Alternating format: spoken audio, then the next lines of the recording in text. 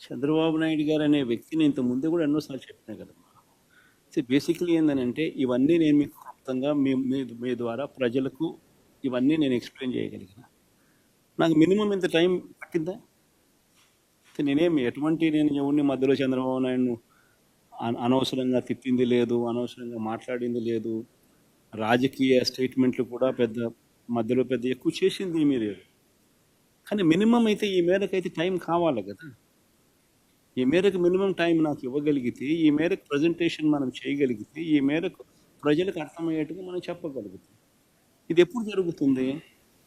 ప్రతిపక్ష నాయకుడి కింద ప్రతిపక్షం అన్నది ఎన్ని సీట్లన్నా ఉండదు, పక్కన పెట్టమ్మా. ఉండేటి రెండు పార్టీలు, ఒకటి అధికార పార్టీ, రెండోది ప్రతిపక్ష పార్టీ. సో ప్రతిపక్ష పార్టీకి యాక్సెప్ట్ చేయడంలా. ఎందుకంటే యాక్సెప్ట్ చేస్తే ప్రతిపక్ష పార్టీకి ఒక నాయకుడు అనేవాడు ఉంటాడు కాబట్టి ఆయన ప్రతిపక్ష నాయకుడిగా యాక్సెప్ట్ చేయాల్సి వస్తుంది.